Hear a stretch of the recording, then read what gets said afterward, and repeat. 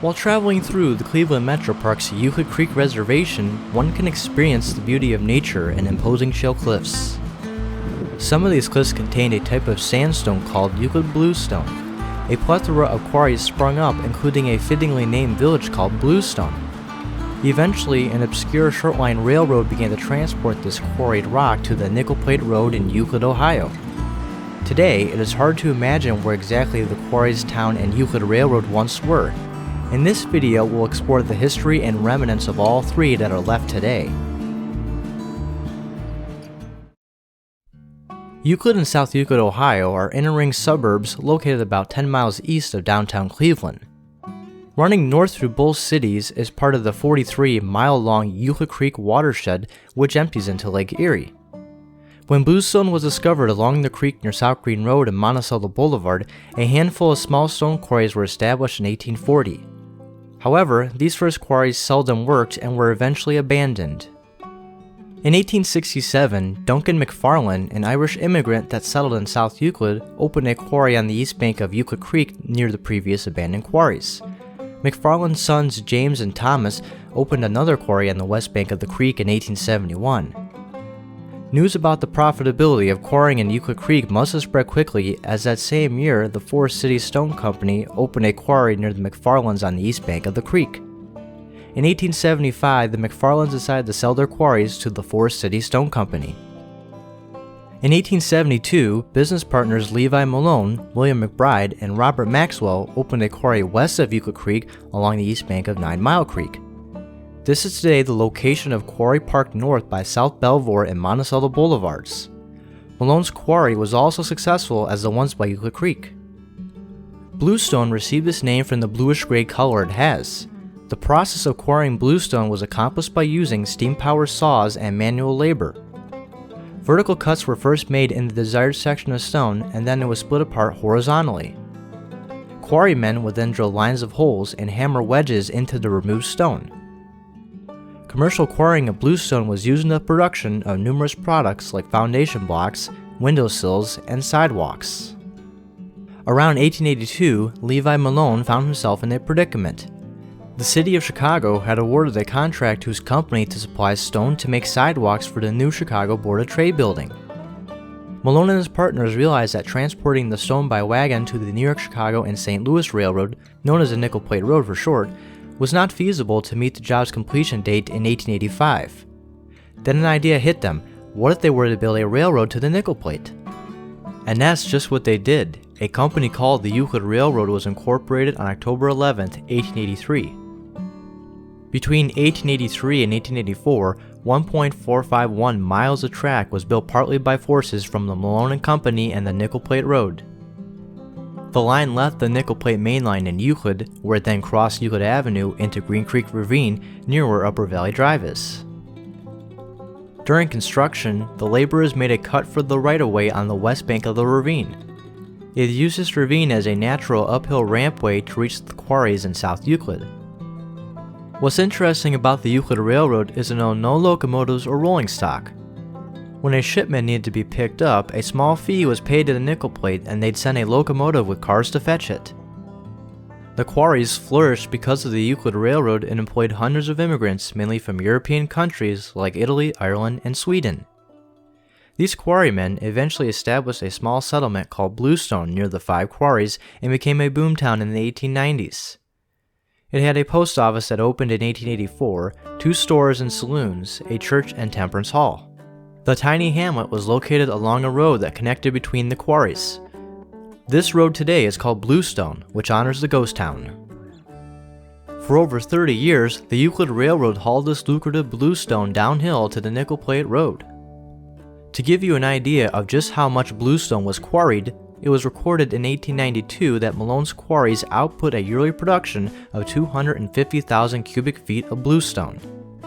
Quarrying in South Euclid had reached its peak by the 1890s, and it began slowing in the early 1900s due to the increasing demand of concrete. The Euclid Railroad was then sold again in 1919 to a private individual, and by the end of the 1920s, quarrying in South Euclid ceased. The quarries in Euclid Creek largely remained intact until the 1930s. During the Great Depression, President Franklin Roosevelt created the Civilian Conservation Corps as a part of his New Deal program. The CCC was a work relief program that provided jobs for unemployed, unmarried men by developing land owned by federal, state, and local governments. Portions of Euclid Creek were acquired by the Cleveland Metro Parks when they formed in 1917, however, it remained undeveloped. CCC workers were tasked with developing the park by building bridges, walls, several miles of trails, and ultimately filling in the quarries. So what happened to the Euclid Railroad? Was it abandoned? Not quite yet. The loss of the quarries was devastating for the Euclid Railroad's income.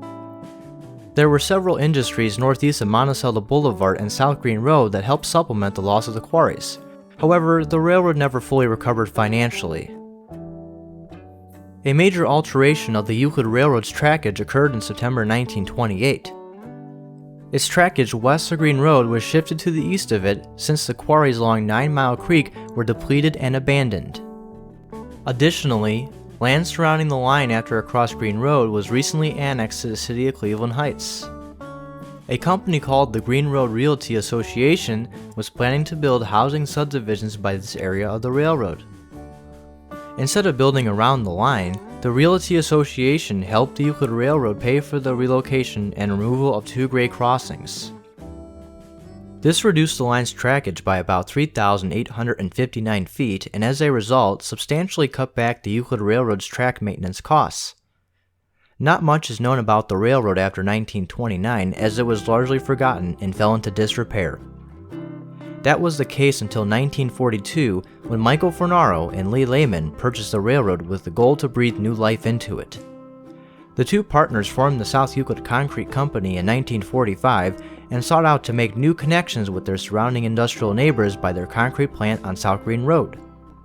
Fornaro and Lehman's bookkeeper, John McCarthy, was put in charge as general manager of the Euclid Railroad. He would walk up and down the tracks twice a week searching for new customers.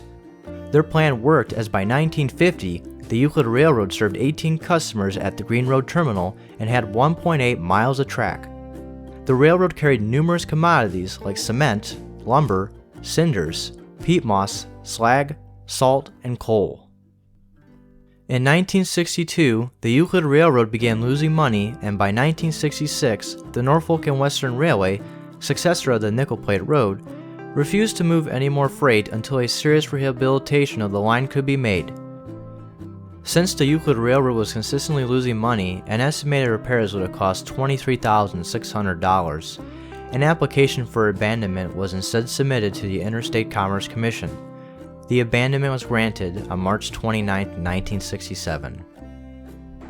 The question now you may ask is, are there any remnants left of the Euclid Railroad? Let's take a look at what I was able to find. We'll first start off at the north end of the Euclid Railroad where it connected with the Nickel Plate Main Line at milepost 145.7. In this ground view, we are looking west towards the connection, which would have been off to the left. A short distance south of the railroad's connection with the Nickel Plate is a small industrial park.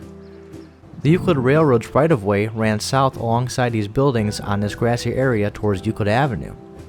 It then crossed over Euclid Avenue and went into the heavily forested Green Creek Ravine.